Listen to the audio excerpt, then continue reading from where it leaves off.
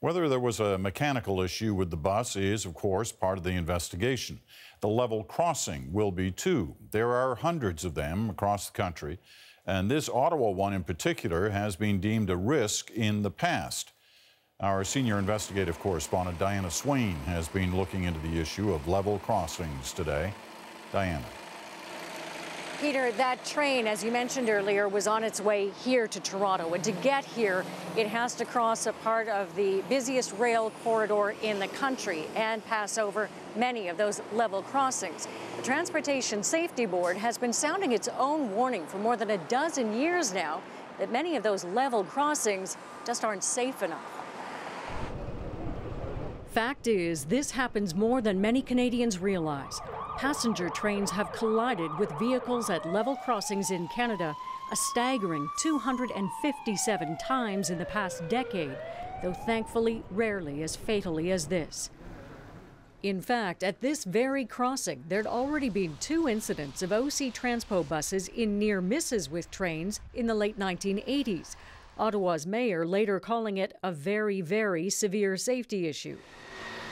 The road was later widened, but a proposed underpass that would have separated trains and traffic was deemed too expensive and never happened.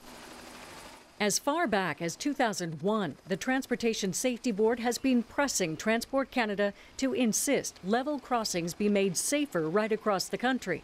The federal government agreed, but it's been slow to act.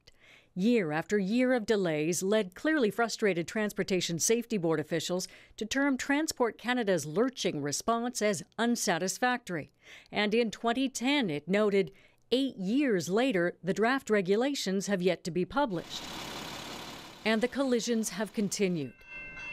The TSB finally created a watch list of what it considers the most pressing safety issues and reminded again today some level crossings, especially on the busy stretch from Quebec City to Windsor, are on that list. We have a watch list for crossing accidents with via train, so certainly this type of investigation is going to get a priority from the Transportation Safety Board. The problem, as it often is, appears to be money. The underpass, also called a grade separation, suggested for this site, would have cost $80 million to build. Too rich for municipalities often smaller than this. We have thousands and thousands of crossings in Canada and many, many vehicles traveling over them day in and day out. So these are agreements that are reached between the railways and the municipalities as to whether they're going to put in a grade separation. And certainly money is a consideration. Now, she did tell me, Peter, that she believes those regulations will in fact be published later this month.